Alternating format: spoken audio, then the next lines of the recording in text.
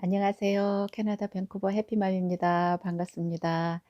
여러분, 이민 오려고 하는 목적이 거의 아이들 때문에 많이 오시잖아요. 뭐 싱글분이야 자신의 어떤 인생 목표가 있으니까 온다지만은 30 대, 40대 특별히 이제 제 메일을 제가 계속 받다 보면은 질문 사항들이 아이들 때문에 이민 결심하시고 이민도 결심하시고 하여튼 아이의 포커스가 있는데 오늘 좀 특별한 케이스를 제가 좀 말씀드리고 싶어요. 이제 질문하신 분도 몇 분이 계셨어요. 왜냐면 인제 아이들이 한국의 그 경쟁력이 심하고 학원으로 뺑뺑 돌리고 어떻게 할 수밖에 없는 그 쫓기는 상황에서 벗어날 겸 또 아이한테도 정서적으로나 이 캐나다에 가면은 넓은 곳에서 쪼금 이렇게 관용적으로 경쟁 없는 사회에서 좀 키우고 싶은 그 마음이 간절해서 엄마들이 아빠들이 많이 계획하고 오시려고 하시잖아요. 근데 예, 그중에서도 특히 ADHD라고 굉장히 이렇게 좀 산만하고 쪼끔 늦고 그렇게 집중력도 좀 떨어지고 근데 그게 최근에 그 병명이 생겨서 그렇지 옛날부터 오면은 저도 약간 그런 증상이 있었던 것 같아요. 이렇게 자세히 공부를 하다 보면 이게 정말 이렇게 그냥 가만히 앉아서 그 어린아이가 어떻게 시키는 대로 공부만 하겠습니까? 몸이 들썩들썩하죠. 안 그러나요? 그래서 뭐 그 어떤 병호를 떠나서 한국의 그 교육 현실이 아마 그럴 거예요. 너무 쫓기고 아이들 스트레스 많이 받고 특별히 거기 적응이 좀 안 된 아이들은 굉장히 좀 이렇게 도발적이고 어 이제 심하면은 이렇게 그 룰을 따르지 못하고 뭐 수업에 뛰쳐나온다거나 내가 좋아하는 것만 한다거나 이런 증상이 많이 있나 봐요. 근데 여러분들이 옛날부터 간혹 이렇게 메일이 와서 '아 이번에 그냥 이참에 한번 좀 이렇게 해 드려야 되겠다.' 왜냐면 저도 전문가가 아니라서 잘은 몰라요. 그렇지만 이 여기 인제 캐나다가 그런 아이들에 대한 뭐 복지 혜택은 어떠냐, 선생님을 따로 붙여 준다는데 맞냐, 기타 등등 해 가지고 또 아이들이 실제로 와서 낯선 곳에서 영어도 안 되는데 적응이 안 돼서 더 힘들 거다. 여러 가지 상황은 예측할 수가 있어요, 실제로 보면은. 근데 인제 제가 여기서 지켜본 이제 내용을 간단하게 얘기를 하면서 정말 그 아이한테 어찌 됐든 간에 필요한 게 뭔지를 제가 꼭 말씀을 드리고 싶어요 사실은. 어떤 보이는 현상이야 그 남들이 의사가 뭐 판단을 하고 남들이 판단한 걸 떠나서 이 부모로서 내가 내 아이를 낳아서 내가 어떻게 키워야 되는지 이게 사실은 저는 더 포커스가 크다고 보는 사람 중에 한 사람이거든요. 일단 질문하신 내용이 보니까 이분은 이미 아이를 위해서 어 그 육아휴직인가요? 그것도 준비하시고 소도시로 이미 알아보고 계시고 뭐 비자도 진행 중이시고 결심을 하신 분이세요.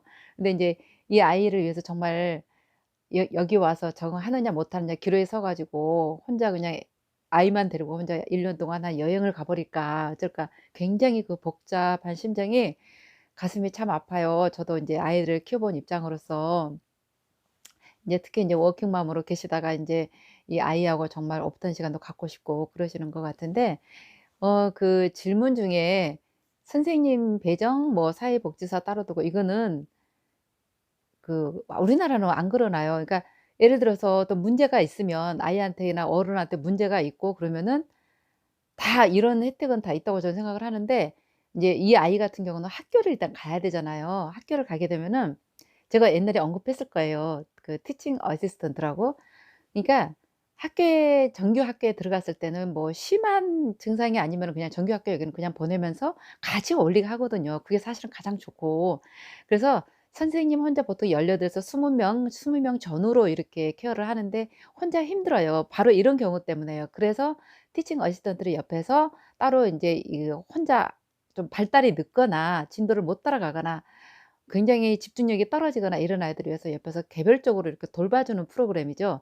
그래서 그런 아이들을 주기적으로 이렇게 돌봐주는 건 맞아요. 뭐 이 아이뿐이 아니라 뭐 이렇게 하여튼 여러 가지로 그 혼자 교사 혼자 할 수 없는 상황을 다 이렇게 돌봐주는 시스템입니다. 항상 저도 그걸 느끼거든요. 그래서 예를 들어서 아이가 숙제를 내줬는데 못 따라갔어. 그럼 어떻게 해요? 이 아이를 내버려 둘 수 없잖아요. 그러니까 이게 늦는 걸 알아. 그러면 이제 선생님이 복도로 따로 나가서 아니면 어떤 한적한 곳으로 교무실에 가서 이 아이를 데리고 가서 따로 이렇게 지도를 하고 가르쳐 주고, 아니면 애가 멀쩡한데 핑계로 놀기만 하고 이런다. 그럼 또 그 아이에 대한 벌칙도 따로 줘요. 혼자 나가서 딱 하게.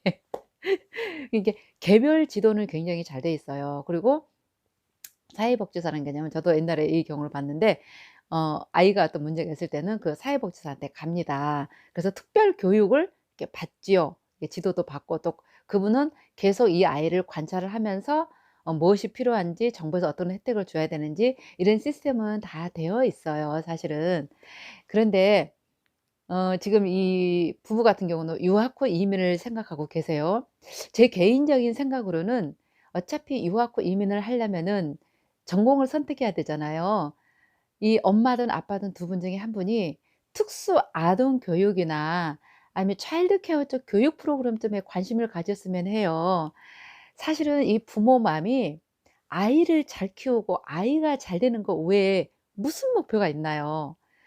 아무리 내가 잘 살고 멋지게 명예도 있고 돈도 있고 잘 살아도 아이가 어디 좀 불안하고 못 따라가고 힘들 때는 어때요? 아무것도 행복이 없어요. 저도 아이 키워 봤지만 정말 애가 잘 돼야지 부모가 행복해. 그러려면은요, 애가 잘 되려면 그게 과연 사회복지사가 학교 선생님이 아니에요. 여기서도 마찬가지로 그 아이를 가장 잘 알고 믿고 응원하고 그 아이에 맞게 발달 상황에 맞게 케어할 수 있는 것은 부모라고 저는 생각을 하거든요. 막말로 학교에서 사회복지사는 얘 증상에 따라서 맞게 쪼끔 도와주고 헬퍼만 할 뿐이에요, 사실은. 그런데 아이가 지금 이 아이뿐이 아니에요. 그 상담 이렇게 들어보면은 공통적인 특징이, 이 아이 같은 경우는 이렇게 연극이나 발표 같은 거 굉장히 좋아한대요. 원래요.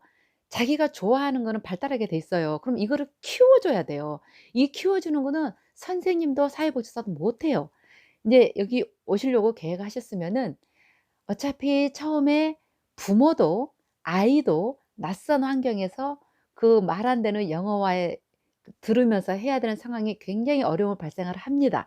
그럴 때 가장 중요한 게요, 부모가 아이를 옆에서 같이 힘들어하고 같이 아파하고 같이 느껴주고 "괜찮아, 괜찮아. 나는 너를 사랑해. 정말 정말 사랑해. 걱정하지 마. 언젠가는 잘 될 거야." 이러면서 이걸 해줄 수 있는 부모의 역할이 사실 진짜로 중요해요.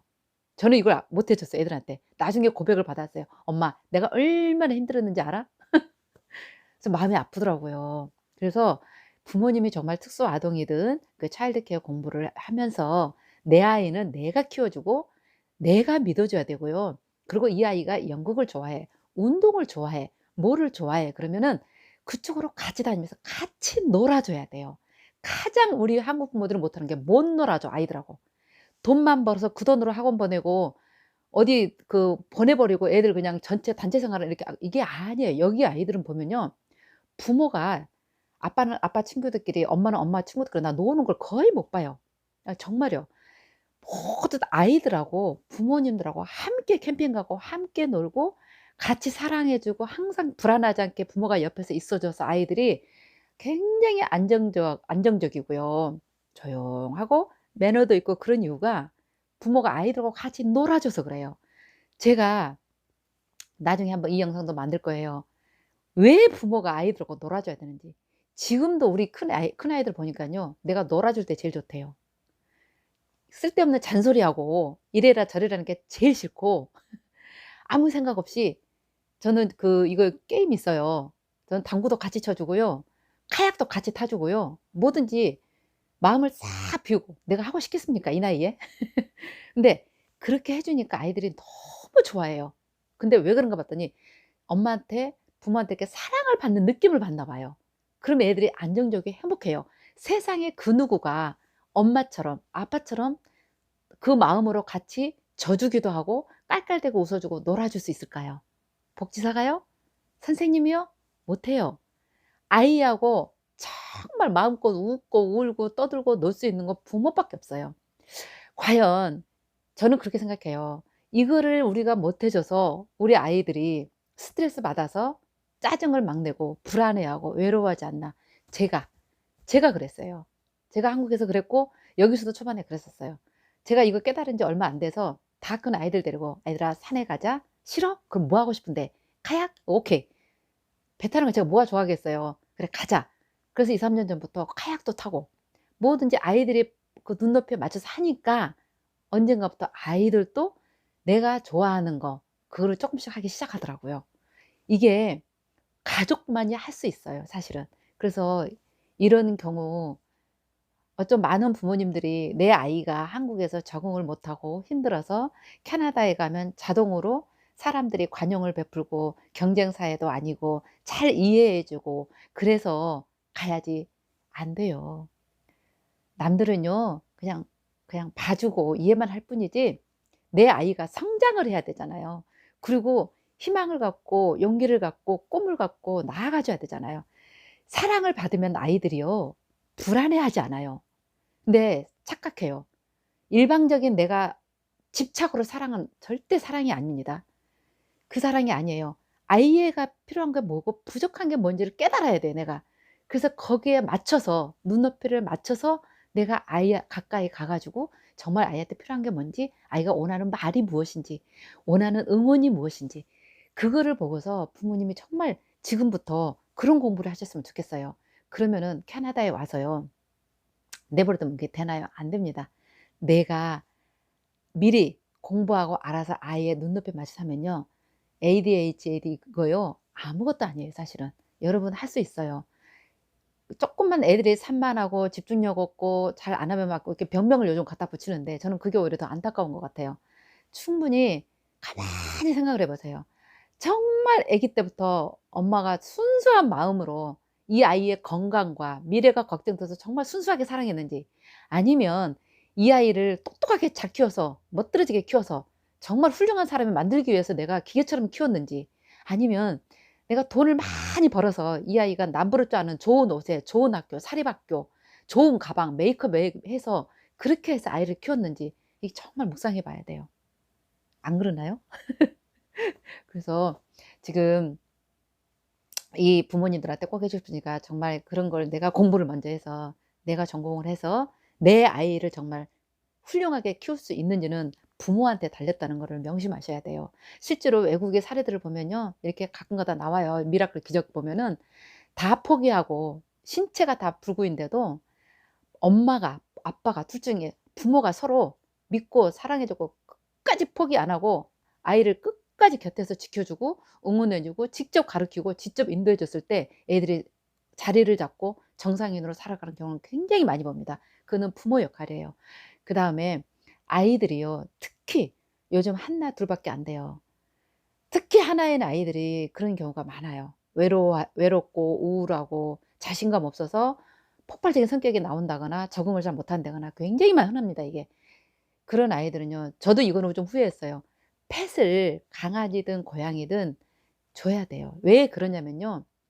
부모가 시간이 없어서 쫓기고 막 이럴 때 아이들은 그 부비는 사랑 아이도 자기 마음대로 했을 때 그 받아주는 사랑이 굉장히 필요로 해요. 그래서 말없이 받아주고 말없이 이렇게 따뜻한 온정을 느끼는 게 사실 펫이거든요. 우리 아이들이 계속 그걸 노래를 했는데 제가 내가 못해서 사실 안 했는데 지금 생각하니까 아이를 사랑하면 아이들이 원하는 걸 해 줬어야 되는데 그거는 해로운 게 아니니까. 지금도 줬으면 펫은 없어요. 내가 이제 다 커 버렸으니까. 그래서 "니네들이 알아서 해라." 인제 그랬는데 정말 어렸을 때부터 이 혼자 아이인 애들은 특히 뭐가 문제가 있으면 정서적으로요. 정말 펫을 제가 정말 권해요. 주변에 이게 그 펫을 그 애완동물로 가지고 있는 아이들은 쪼끔 틀리더라고요 정말 정서적으로도. 그리고 사랑이 좀 많아요. 우리 인간이 해줄 수 없는 게 있어요 정말. 그리고 또 한 가지는 이분이 이렇게 힘들고 외로운데 아이를 위해서 혼자 단둘이 아이하고 온전히 여행을 하면 어떻겠냐. 여러분 아무리 사이가 좋아도 둘이 여행하면 서로 피곤하고 짜증 나서 안 돼 그거는. 1년 동안 여행하는 건 안 되고 일단은 제가 보기에는 준비하셨으니까 오세요. 오시고 어 그 상황에 맞게 그러니까 이렇게 자신감인 것 같아요. 자신감이고 정말 아이들요 사랑을 해 줘야 돼요. 순수한 사랑. 애가 잘 되고 멋지게 되고 남보다 이뻐지고 남보다 똑똑하게 만들려는 집착적인 사랑이 아니라 못나고 보잘것없어도 그냥 순수하게 정말 하느님의 눈으로 순수하게 바라보고 그 아이를 그 인격 자체로 존중해 주는 그런 마음을 가질 수 있고 가져야만 하고, 그런 마음으로 아이들을 케어했을 때 한국에서든 여기서든 잘 키울 수 있을 거예요. 그래서 오면은 아이하고 좀 힘들 때는, 그리고 여기 학교가 시스템이요, 그런 거를 세계 각국에서 아이들이 오잖아요. 그런 이민족 국가이기 때문에 절대 어디 불편하거나 힘들거나 이러면 미리 선생님이 다 얘기를 합니다. "이 아이는 이래 이래서 힘들고 이러니까 여러분 서로 도와주고 사랑해 주고 그러세요. 우린 서로 친구예요." 이렇게 말을 막 해 줘요. 이게 교육입니다 사실은. 선생님들이 이렇게 하기 때문에요. 학교에서 영어는 못하지만 자연스럽게 사랑을 느끼는 아이가 될 거예요. 그러니까 그거는 걱정하지 않으셔도 될 것 같아요. 물론 이거는 저희는 사실 다 주관적이에요. 근데 제가 저희 아이들을 키우면서 봤고 주변의 아이들을 키우면서 보고, 지금도 제가 또 우리 동네 가까운 분 아이들 뭐 픽업도 제가 한 번씩 가고 인제 막 이러는데, 이렇게 보면은 참 우리 한국 아이들이 처음에 영어를 못 하잖아요. 근데도 참 너무 좋아해요. 금방 되게 친구라는 게 이게 사람이 적어서 그런 것 같기도 해요. 학급 수도 작고 아이들이 작으니까 서로 귀해. 서로 귀해서 서로 좋아해. 그래서 학교 그런 분위기나 이런 거는 아마 걱정하지 않으셔도 될 거예요. 지금부터 오시려면은 그 디즈니랜드 영어 비디오 있잖아요. 그거를 많이 보여주세요. 애들은 금방 됩니다. 지금 초등학교 뭐 저학년 이런 경우는요, 얼마든지 와서 적응 빨리 하고 쉬우니까 애들 때문에 걱정은 안 하셔도 될 것 같아요. 아마 한국이 그렇게 스트릭트하고 경쟁이 심하고 이렇게 무시하고 눈치를 주고 그런다면은요, 그 문제 때문만큼은 여기는 정말 장애인이 먼저예요. 그다음에 노 아 아이 노 그러니까 아이, 그다음에 노인, 그다음에 여자, 그다음에 패신지 남자인지 모르겠어요. 그래서 이런 상황을 잘 숙지하시고 잘 준비하셔 가지고 지금 이게 소도시로 가신다 그러는데, 사실 소도시가 훨씬 나아요. 제가 봐도 이 대도시는 보면은요 쪼끔 덜해요. 아 사 좀 한국보다는 정말 좋지만 제가 소도시에 살다 왔잖아요. 정말 소도시는 아름다운 그런 풍경들이 많아요. 이렇게 사람을 대하는 거나 어떤 사회에 돌아가는 그 시스템이나, 물론 좀 추워서 그건 하는데 대신 추우면은 옷 두텁게 입고요. 속립을 덮고 그렇게 하시면 되고요. 그래서 그 상담 주신 그 어린아이들 때문에 어린아이들이 어떤 문제가 있다고 생각하시는 분들 참고하셔 가지고 또 더 궁금한 거 있으면 또 댓글 주시고요. 제가 나중에 정말 이걸 꼭 하고 싶은데 아이들 케어 어떻게 했는지, 그리고 제가 보면서 내가 잘못한 것도 반성 많이 하고 있고요. 그 주변에서 인제 성공하신 분들 얘기도 이렇게 보면서 다시 한번 제가 그 육아에 대해서 나중에 꼭 한번 올려 드릴게요. 감사합니다. 좋아요, 구독 잊지 마시고요. 사랑합니다. 행복하세요.